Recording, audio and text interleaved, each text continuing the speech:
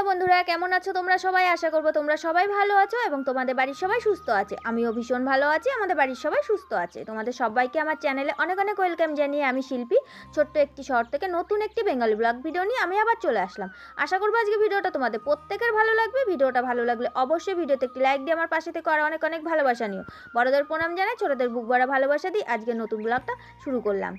সকালবেলা ছেলেকে তাড়াতাড়ি করে স্কুলে পাঠাবো বলে আজকেও সকালবেলায় উঠেছিলাম। সকালবেলায় তো রোজই তো ব্লগ ভিডিওটা শুরু করি, আজকে না সকালবেলা ব্লগ ভিডিওটা শুরু করতে পারিনি। সকালবেলা উঠে দেখছি ঝিরিঝিরি বৃষ্টি হচ্ছে, আর এখন এমনই একটা ওয়েদার, সকালবেলা কোনো সময় বৃষ্টি হয়, কোনো সময় আবার রোদ ওঠে, আবার মাঝে মধ্যেই বেশিরভাগ টাইমে বৃষ্টি হয়। কালকে রাত্রিবেলা ভালোই বৃষ্টি হয়েছে, আজকে সকালবেলা দেখছি আমার বাড়িঘর দোরের অবস্থা যা হয়েছিল সকালবেলা, তার জন্য আমি আর ব্লগ ভিডিওটা শুরু করিনি। তাড়াতাড়ি করে কাজ করে এদিকে আমি রান্নাঘরে চলে আসলাম, আর এদিকে রান্নাটা বসিয়ে দিয়ে এদিকে ছেলেকে খাবারটা দিতে হবে। ছেলে আজকে ভাত খেয়ে যাবে না, তার জন্য আমি আজকে আর তাড়াতাড়ি করে রান্নাটা করছি না, ধীরে ধীরে রান্নাটা করছি। অত তাড়াতাড়ি করে রান্নাটা করা দরকার নেই।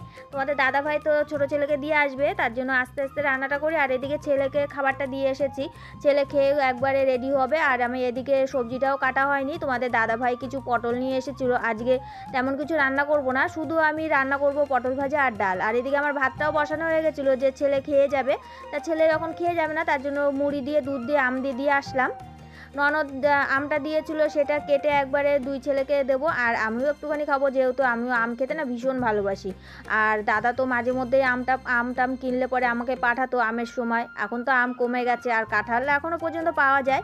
আর আমার বাবা অনেকগুলো কাঁঠাল কিনে আমাকে পাঠিয়েছিল, বাবা না দাদা অনেকগুলো কাঁঠাল কিনে পাঠিয়েছিল, প্রায় 2-3টে আমাকে কাঁঠাল কিনে পাঠিয়েছে। তা আমরা এই বছর আম কাঁঠাল সবই খেয়েছি। তার জন্য কি বলতো, আর ননদ একটা আম দিয়ে গেছিলো, আর আজকে আমি ভাবলাম যে আমটা কেটে দুধ দিয়ে দুই ছেলেকে দেবো। আর এদিকে আস্তে আস্তে রান্নাটা করছি, পটল ভাজা আর ডাল করব। তেমন কিছু রান্না করব না, একদম শর্টকাট রান্না করব। তার জন্য পটলটা কেটে নিয়েছি সুন্দর করে। আর তোমাদের দাদাভাই বলেছিল যে পটল ভাজা শুধু ডাল দিয়ে খাওয়া যাবে না, তার জন্য একটুখানি আলু ভাজা করতে বলেছিল। আর আমার আলু ভাজা না এখন একদম অপছন্দ, মানে কি বলবো, আলু ভাজা দেখলে পরে আমার না খুব রাগ হচ্ছে। আলু ভাজা আমার এতদিন ধরে আলু ভাজা আর ডাল আলু সেদ্ধ এইসব খেয়েই চলছে, তার জন্য আমি আজকে আর না আলু ভাজা করব না, তার জন্য শুধু পটল ভাজা করব। আর এদিকে ডালটাও বসিয়ে দিয়েছি, ডালটাও মুগ ডাল নিয়ে এসেছি।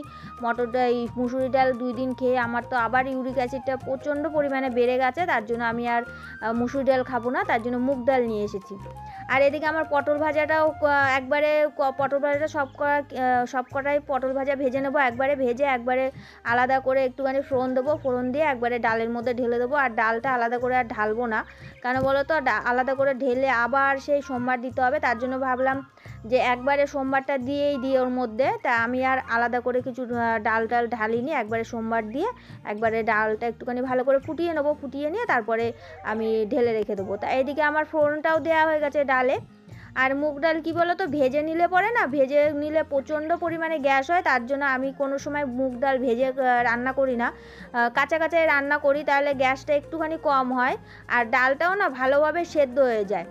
কিন্তু কি বলো তো, তাড়াতাড়ি করে রান্না করতে গেলে পরে মুগ ডাল না ভেজে রান্না করাটাই বেটার। তা আমি মুগ ডাল ভাজা করিনি, মুগ ডাল না ভাজা করেই আমি বসিয়ে দিয়েছিলাম। আর এদিকে আমার মুগ ডালটাও হয়ে গেছে খুব সুন্দরভাবে। আর আজকে আমি শুধু মুগ ডাল রান্না করিনি, একটুখানি গাছের পেঁপে ছিল, কালকে পরশুদিন বাবাকে গাছের পেঁপে পেড়ে দিয়ে এসেছি, তার ভিতর থেকে আমি একটা পেঁপে রেখে দিয়েছিলাম, সেই পেঁপেটা দিয়ে আজকে মুগ ডাল রান্না করেছি। আর একটুখানি সবজি টবজি দিলে বেশ ভালোই হয়। তা চলো, এদিকে না আমার রান্নাটাও হয়ে গেছে, আর এদিকে আমার রান্নাঘরটা শুধু পরিষ্কার করলে তাহলে হয়ে যায়। আর এদিকে আমার প্রচুর খিদে পেয়ে গেছে, ছোট ছেলে তো খেয়ে চলে গেল তোমাদের দাদাভাই দিতে। আর এদিকে আমি একটুখানি দুধ নিয়েছি, দুধ খাওয়া আমার বারণ। আর এদিকে ভালোই মেঘলা মেঘলা ওয়েদার, মাঝে মাঝে তো বৃষ্টি হচ্ছে, আর আমাদের চারি সাইডে এত পরিমাণে সাপ পোকামাকড় সাপ। আর কালকে তো আমাদের ঘরের ভিতরে সাপ ঢুকে যাচ্ছিলো, 2টো সাপ। একটা সাপ তো আমি সেই দেখলাম, আর একটা সাপ কোথা থেকে বেরিয়ে গেল জানি না। কিন্তু কি বলতো, চারি সাইডে এত পরিমাণে জঙ্গল হয়ে গেছে, আর আমার বাপের বাড়ির ওইদিকে তো একটুখানি বৃষ্টি হলে পরে রাস্তায় হাঁটু জল হয়ে যায়। তা কি বলতো, এদিকে আমার প্রচুর খিদেও পেয়ে গেছে কি। আর এদিকে বেলাও হয়ে গেছে, এদিকে জলটাও চলে এসেছে, 12টার সময় জল দেবে। আবার এদিকে আবার অ্যানাউন্স করে গেছে যে 2 দিন জল আসবে না, জল আবার ভরে রাখতে হবে, বাসনটা মেজে নিই। আর এদিকে বাসনটা মেজে আমি আবার ঘরে চলে আসলাম। আজকে না আমার সকালবেলা আর বিছানাটা তোলা হয়নি, তোলা হয়নি, তার জন্য বিছানাটা তুলবো বলে আমি একবারে ঘরটা পরিষ্কার করে নেব। আর পরিষ্কার করে একবারে, আর জামা কাপড় কিছু আমি ধুয়ে দিয়েছিলাম আর পেছনে ছিল, সেগুলো না একবারে আমি বৃষ্টি হচ্ছিল বলে ঝিরিঝিরি, যখন আমার ছেলে স্কুলে যাবে তখন তার আগে একটু ঝিরিঝিরি বৃষ্টি হচ্ছিল, কিন্তু স্কুলে চলে গেছে, যাওয়ার পরে দেখছি যে ভালোই বৃষ্টি হলো। আর তার জন্য আমি না সকালবেলা একবারে জামা কাপড়গুলো ঘরে এনে তারপরে মেলে দিলাম খাটের স্ট্যান্ডে। আর কিছু জামা কাপড় আছে, কয়দিন ধরে তো ঘর দুয়ারের অবস্থা বৃষ্টির জন্য খুবই বেহাল হয়ে গেছে। আর জানলা দরজা আমি সব সময় বন্ধ করে রাখি, কখন কোথার থেকে আমার সে জানলা দিয়ে তো একবার আমার সাপ ঢুকেই যাচ্ছিলো। কিন্তু কি বলতো, নিচের জানলাগুলো আমি কখনো খুলি না, অনেক সময় নিচের জানলা দিয়ে সাপ পোকামাকড় ঢুকে যায়, তার জন্য নিচের জানলাগুলো সবসময় বন্ধই রাখি। ওপরের জানলাটা আমি খোলা রাখি, কিন্তু খুব ভয় লাগে মাঝে মধ্যে, না আমার ভীষণ ভয় করে যে ঘরের ভিতরে যদি সাপ ঢুকে যায়। আমাদের এইদিকে না অনেক বড় বড় সাপ আছে, সেই সাপগুলো সে কি বলবো বিশাল 4-5 হাত হবে সেরকম সাপ। আর এদিকে দেখো আমার ছেলে কালকে সেই খাটের মধ্যে সে বাচ্চাদের মতন সে চক দিয়ে সারা খাট আমার ছেলে এঁকে থুয়ে দিয়েছে। ও স্কুল থেকে আসলে পরে ওকে জম্মের মতন পেটাবো আজকে।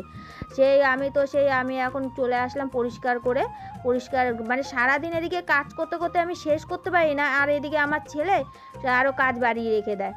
তা বিকেল হয়ে গেছে, এখন বিকেলবেলা এখন কাজ সারতে সারতে বিকেল হয়ে গেছে, একটু তার মধ্যে বসলাম। আর দুপুরবেলা খাওয়া দাওয়া করে একটুখানি বসেছিলাম। এখন কি বলো তো, ঘর দুয়ার একটুখানি ঝাড় দিতে হবে, ঘর ঝাড় দেওয়ার মতন ঝাঁটা নেই, ঝাঁটাটাও 2 দিন ধরে আমি খুঁজছি কিন্তু কিছুতেই খুঁজে পাচ্ছি না। তা বারান্দা কোনো রকম আমি সেই পোছ দিয়ে ঘরটা ঝাড় দিয়ে আসলাম আর বসে বসে তারপরে এখন আমি বারান্দাটা ঝাড় দেবো। বারান্দাটা ঝাড় না দিলে না সে কয়দিন ধরে দেখছি কি সেই কীরকম যেন বালি বালি হয়ে যাচ্ছে, নিচ থেকে বালি বালি উঠছে, বারান্দাটা পুরোটা ভেঙে গেছে, তার জন্যে হয়তো হবে। আর সামনেটা তো মানে কি বলো তো, যতটা পারি ততটা পরিষ্কার রাখার চেষ্টা করি, তাও এই যে ঝড় বৃষ্টি, তারপরে বৃষ্টি তো হতেই আছে, একটু পরপরই ঝিরিঝিরি বৃষ্টি হয়, ভালোই বৃষ্টি হয় মাঝে মধ্যে, তার জন্য কি বলো তো বারান্দাটা না কীরকম যেন হয়ে যায়। এদিকে আমি বারান্দাটা একবারে ঝাড় দিই, আর আমাদের বারান্দার কি বলো তো খুঁটিগুলো ভেঙে গেছে, তো খুঁটিটা ভেঙে যাওয়াতে মনে হচ্ছে উই পোকায় ধরে গেছে। ঘরের চারি সাইডে ঝড় বৃষ্টি মানে বৃষ্টি হলে পরে উই পোকার ইয়েগুলো ধরে। আর এদিকে আমার বিকেলের কাজগুলো হয়ে গেছে, আর কয়টা জামা কাপড় ছিল, জামা কাপড়গুলো আর পেছনে মেলবো না, মেঘলা মেঘলা ওয়েদার, তার জন্য একবারে বারান্দায় মেলে দিই, যখন জলটা ঝরে যাবে তখন আমি ঘরে জামা কাপড়গুলো মেলে দেবো। আর কয়দিন ধরে তো জামা কাপড় আমার সেই ঘরের পেছন থেকে এনে সেই ঘরে মেলতে হচ্ছে। আর কিছু বাসন ছিল সেটাও একবারে মেজে নিয়ে আসলাম। 8টার সময় কখন জল আসবে আর কখন চলে যায় তার কোনো অনেক সময় টের পাই না, তার জন্য আমি কি বলো তো অনেক সময় কাজের মধ্যে থাকি আর জল ধরা হয় না। আর 2 দিন জল আসবে না, জল না আসলে পরে তো আমাদের কি অবস্থা হবে জানি না, হয়তো আমাদের অনেক সেই চাপকলের থেকে জল টেনে টেনে আমাদের কাজ করতে হবে। আর এদিকে আমার বিকেলের কাজগুলো হয়ে গেছে, এখন ঘর দুয়ার বন্ধ করে এখন একটুখানি বসবো, মানে সকাল থেকে এখনও পর্যন্ত একটু বসতে পারিনি, কাজ সারবো কি কাজ বাড়ায় রেখে দেয়। এদিকে বাথরুমে যাবে, বাথরুমের দরজাটা পর্যন্ত বন্ধ করে না, সেটাও আমাকেই করে দিয়ে আসতে হবে।